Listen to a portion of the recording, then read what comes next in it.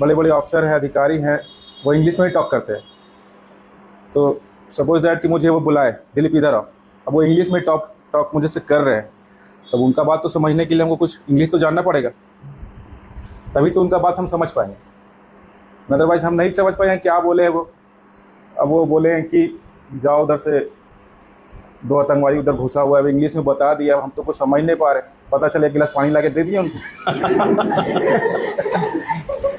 तो मैं फ़िलहाल सीआरपीएफ में नौकरी करता हूँ और मेरा पहला पोस्टिंग जहाँ भी लड़ाई हुआ था पहलगाम में, वहीं पे डिप्लॉयड हूँ। और मेरा इच्छा है कि जॉब में रहते हुए इंग्लिश को बोलूं और आने वाला नेक्स्ट कंपटीशन का तैयारी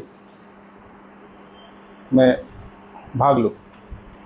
इंग्लिश कैफ़े के बारे में मुझे कोई बताया तो नहीं, लेकिन मोबाइल के ज़रिए पता चला, फेसबुक में देख रहा था, सफरिंग कर रहा था, तो उस वक्त इंग्लिश कैफ़े के बारे में पता चला था।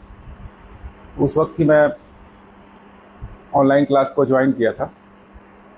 अभी फ़िलहाल मैं छुट्टी आया था, लड़ाई के कुछ अभी थमने के बाद पता चला कि चलो छुट्टी मिल रहा है कुछ दिन का, तो चलते हैं। फिर आ गया भाग के। फिर अभी सोचा कि घर तरफ हूँ तो अभी ऑफलाइन क्लास ज्वाइन करके कुछ सीख लूँ इनसे, फिर ये मौका मिलेगा नहीं दोबारा। इंग्लिश सीखने का मुख्य उद्देश्य क्या है आपका?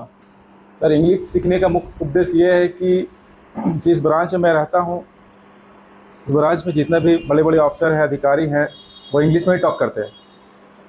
तो सपोज दैट कि मुझे वो बुलाए, दिलीप इधर आओ, अब वो इंग्लिश में टॉक मुझे से कर रहे हैं, तब उनका बात तो समझने के लिए हमको कुछ इंग्लिश तो जानना पड़ेगा, तभी तो उनका बात हम समझ पाएंगे।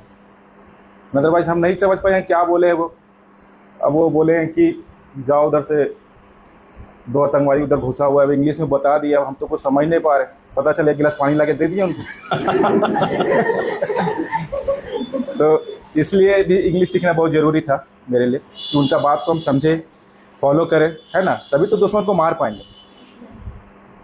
अब मान लें कि हिंदी में बोले, बस उनके पास टाइम नहीं, तो हम थोड़ी बोलेंगे कि आप हमको हिंदी में बताइए, नहीं बता सकते ना, वो तो इंग्लिश में बता दिए। अब उनका बात को समझना है और कुछ फॉलो करना है।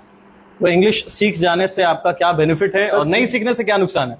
नहीं सीख जाने से सर नुकसान ये है कि उन लोग के माहौल में मैं शामिल नहीं हो पाऊँगा। ओके।